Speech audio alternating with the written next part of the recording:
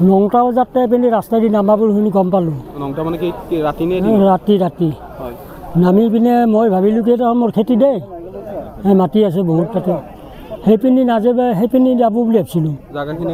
জাগাখিনি কল্লাপাৰা বাকৰাপাৰা। হাতীকেইটা কেইটা হাতী আহিছিল? 4টা আহিছিল। এইফালেদি আহিছিল?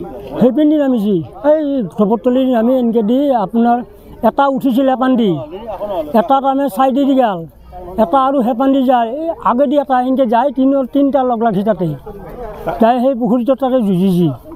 পুখুৰীত নামিছিল তাই যুঁজি পেলাই তাৰপৰা এটা আৰু গুচি গ'ল হেপানে যাই হেপানে আৰু সিও যুঁজিছি যাই লগততো যোৱা নাই কাৰণে আটা পাৰি আছে। তুলিবাক থাকি কেনেকৈ মৃত্যু হোৱা বুলি ভাবে? সেইটো চাৰ্ট ইলেক্ট্ৰিক তাৰ লাগিয়ে মানে শৰ্ট খাই মৰি পুখুৰীত পৰি গেল। সাধাৰণতে ৰাতিয়ে হৈছে। ৰাতি কেইটামান বজাত দিছে? ৰাতি প্ৰায় 12:30 মান। আপোনালোকে তেতিয়া গম পাইছিলে? তেতিয়া গম পাইছোঁ জাগাটো গম জনাইছিলে নে? বন বিভাগক তেতিয়াই জনাইছিলে নে ৰাতি? নাই এইটোতো আহিয়ে থাকে বন বিভাগে দুবাৰ খেদি লৈ গ'ল এটাও নাই ঘূৰি আহিয়ে থাকে দেখোন। এইটো তাৰতো যিটো ইলেক্ট্ৰিকৰ তাৰ আছে এইটো চাপৰত আছিল নেকি? সেইটো দেখা পাই মূল কাৰণটো এইটো ইলেক্ট্ৰিক তাৰত লাগি পেলাই ৰাতিটো ৱালৰ ওপৰত দি পাৰ হৈ কিনি বাকাৰে যাব খোজাওঁতে তাতে লাগি গ'ল। আমি দেখিছোঁ তাৰখিনি বহুত তলত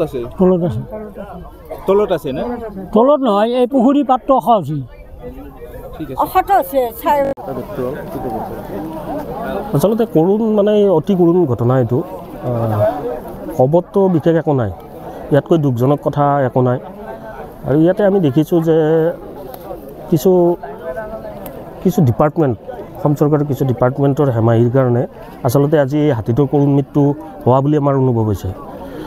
কাৰণ আজি বহুত বছৰ ধৰি ইয়াতে বনৰীয়া হাতীয়ে খাদ্যৰ সন্ধানত এই অঞ্চলত বিচৰণ কৰি আহিছে।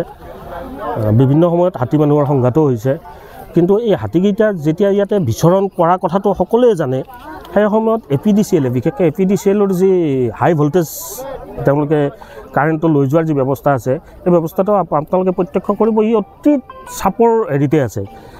তেওঁলোকেও যিহেতু জানে যে হাতীকেইটা ইয়াতে বিচৰণ কৰি থাকে তো যিকোনো মুহূৰ্তত এটা অঘটন ঘটিব পাৰে। আৰু সকলোৱে জানে আজি হাতী Schedule 1 স্পেচিছ এটা, তাত বন্যপ্ৰাণী প্ৰটেক্ট এটা এনিমেল। তো হাতী এটাৰ মৃত্যু অকল এটা ডিপাৰ্টমেণ্টৰ কাণ্ডজ্ঞানহীন কিছু কাৰ্যৰ কাৰণে এটা হোৱাটো অতিকে কৰুণ ঘটনা।